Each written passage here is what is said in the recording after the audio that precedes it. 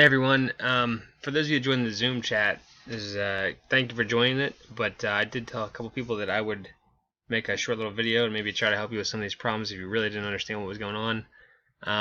As far as the interactive lesson, I do want to go over that with you real quick, so I'm going to hit resume here. I'm just logged in as a student, like a dummy account, so I can help you with this. So I got interactive student lesson, what you want to do first, then you want to do the homework. So we're going to actually look at the student lesson first. This is again just in case you weren't able to join the Zoom chat. But so I got, you can play the video, you can go through some of the examples. If you didn't quite understand some of these examples, then I'm going to go through some of these examples with you. So we're going to go to the first one here. I think it starts out with two problems. So in this problem it says complete the description of the steps that you would follow to write a two-step equation you can use to solve the real-world problem. So it says choose a variable to represent what you want to find. Alright, so you want to say, it's not the thing I already know. If it was already something you knew, you wouldn't have a variable for it. It's something you don't know, so it's something you're trying to find. You're going to decide how the items in the information of the problem relate to the variable. Alright, you don't want to say number. You want to relate a number with something with the variable, and you want to choose something that's going to relate to each other. And we're going to go over a couple examples like that, but then you want to write the equation. Alright, so that's what we're trying to do. We're not trying to write a sentence, we're trying to write an equation for the problem. Check that one. Alright, so here's an example. This is Damon has 7 dimes. That would be 70 cents, right? And some nickels in his pocket. So we clearly don't know how many nickels he has. And is worth a total of $1.60. So to find the number of nickels Damon has, a student wrote the equation 5n plus 70 equals $1.60. So this is the equation they wrote. It says complete the error in the student's equation. So there's some sort of error that happened here. If you notice, it said that it was 7 dimes, that's 70 cents. If you look in your equation, they have a 70 here, that means 70 cents. But over here it says $1.60. Alright, so you can tell it's $1.60 because of the decimal point. If you wanted to show it in the same format, it would say 0.70 for 70 cents, but they just put a 70 here saying it's 70 cents. And again, 5 represents 5 cents for every nickel, but they didn't write the decimal. It should say 0.05 if you wanted to write it in all dollar amounts. So it says the error Damon made that he represented, is that he represented the blank side of the equation in cents. Well, he represented this in cents. That's the left side of the equation. And he represented the right side of the equation in dollars. It's $1.60. So to be correct, all of the numbers in the equation should be written either in all in cents or all in dollars. Okay, so if this is all in cents, it would say 5n plus 70 equals 160. If it was all in dollars, it'd be 0.05n plus 0.70 equals $1.60. Alright, so we got that one done. Alright, so we're done with that. Make sure you click on turn in. If you don't click on turn in, it's not going to show that you finished the assignment. So make sure you click on turn in.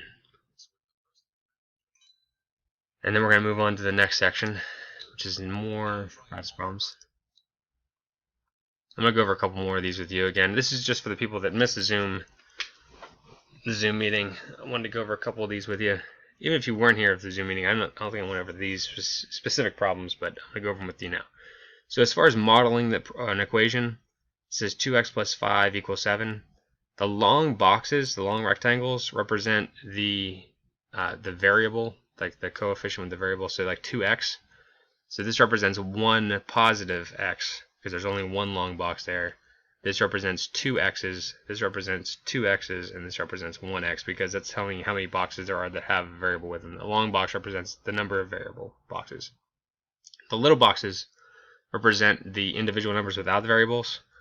So this says plus 5, so I need 5 little positive squares. So this one right here, this is kind of confusing the way they have this here. They didn't put an equal sign, but there should be an equal sign right in here. Well, I'm not sure how they had this, but it looks like they restarted over here. So this is 1, 2, 3, 4, 5, 6, 7. Or I want 5 here, so that's no good. This is 1, 2, 3. Again, this is 5, 1, 5. So 1, 2, 3, 4, 5. That works. And then this one says 1, 2, 3, 4, 5. So this is out of 5 also. But this says 2 x's. And this has 2x, and this is only representing 1. So I think we're going to have to go with C here. And if you look again, if you count this, there should be 7 on the other side. This should be 1, 2, 3, 4, 5, 6, 7. So this has the 7. This one only had 3, so that one's no good. So that's what I want right here. So I got 2x plus 5 equals 7.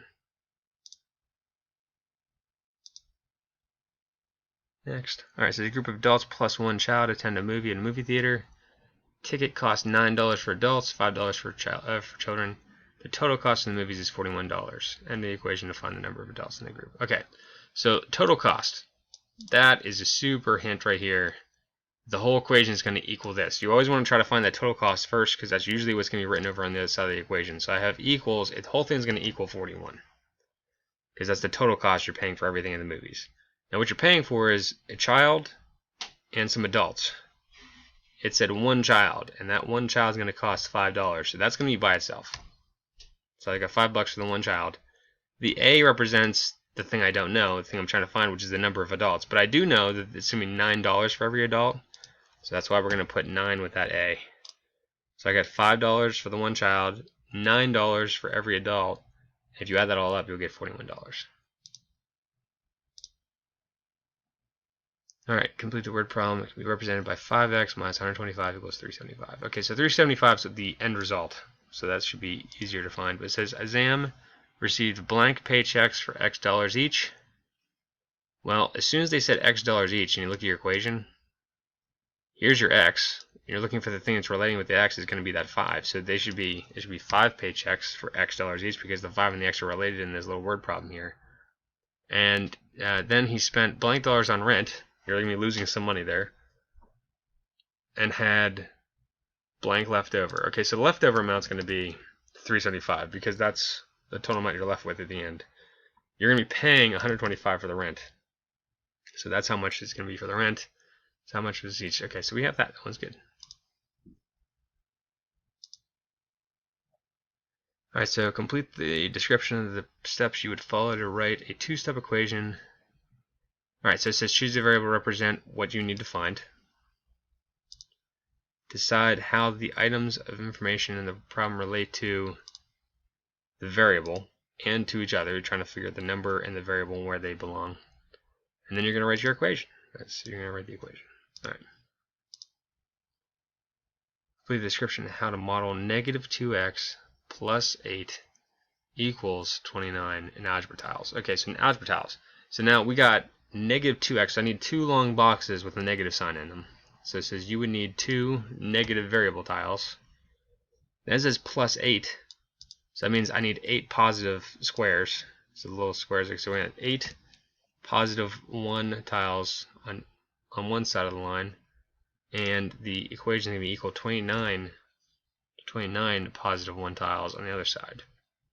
So that's what we got there. A restaurant sells a coffee refill mug for $5.75. Each refill costs $3.25. Last month, Keith spent $80.50 on a mug and refills. So that's the total amount he spent. So that's going to be over here. That's the total amount that he spent on everything. He's paying for a mug, and he's paying for refills. You don't know how many refills he goes back for, but you know what it costs for each refill. So the thing that says enter an equation to find the number of refills. That's your variable. The thing I don't know is the number of refills. That's your R. What relates to the number of refills? Well, it's going to be this 325 because it tells you each refill costs $3.25. So we got that. And $5.75 is what it costs for just the mug. You have to pay for that separately. So the mug plus all the refills is going to equal $80.50. There are 176 South American animals in the zoo. What is 55 more than half the number of African animals in the zoo? Enter the equation you could use to find n, the number of African animals in the zoo. Okay, so they're using the African animals as a way to tell you what the total number of South American animals are. So the total number of South American animals is 176.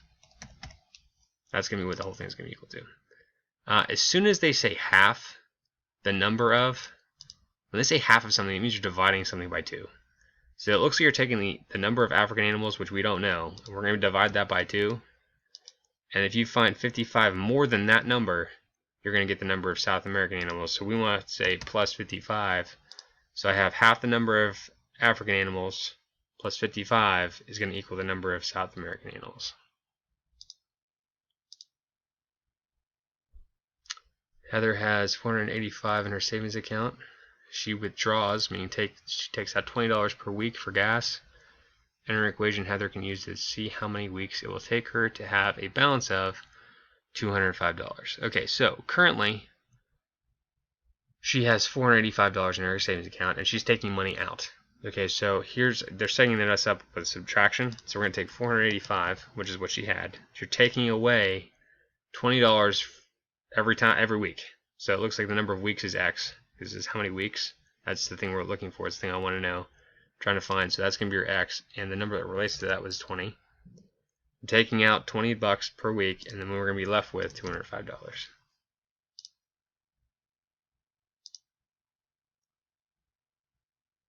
Alright, Sandy charges each family she babysits a flat fee of $10 for the night and an extra $7 per child.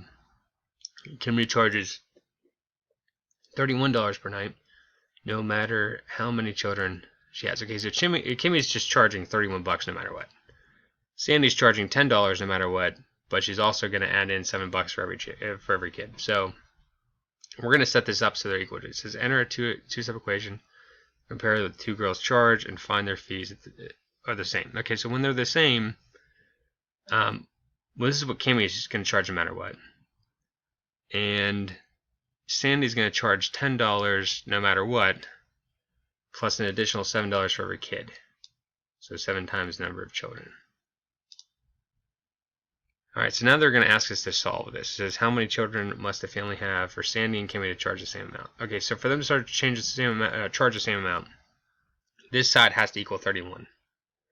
For this side to equal 31, to solve this, we can go through a bunch of steps. Actually, we're going to be solving these on Wednesday. But to solve this, you could do a guess and check, like 7 times some number, and add 10 would give you 31. Actually, this is a pretty easy one, because if you add 10 to 21, you would get 31. And to get 21, you just do 3 times 7, which would tell me how many kids there would be. Or you could do it the long way, say 31 subtract 10 will give you 21. Divide 21 by 7, you'll get 3. But we're going to say there are 3 kids in the family. It says the Sanderson family has 6 children. Which babysitter should they choose? Okay, so that means 6 is going to go here.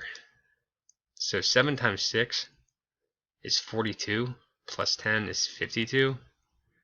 I don't think you want to go with Sandy here, because Sandy's going to charge you more. You probably want to go with Kimmy, because she doesn't care how many children you have. She's just going to charge you the 31, at least for this scenario. So we're going to go with Kimmy. It says they should choose Kimmy because they would pay $31. But if they choose Sandy, like I said, she's got 6 children, so you put 6 here. 7 times 6 is 42, plus 10 is $52. So you wouldn't want to go with Sandy on this one, because you're going to be paying more. It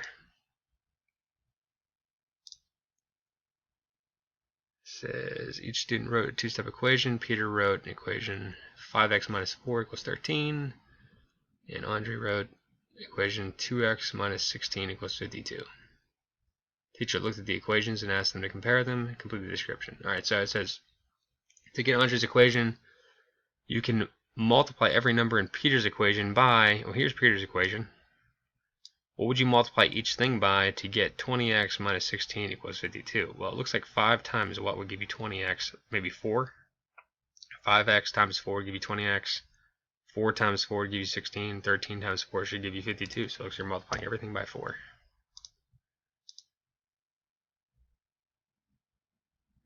We actually did a problem like this, so I'm not going to go over another one like that with you. And over this one, it says Shamar is taking a cab from his hotel to Washington, D.C.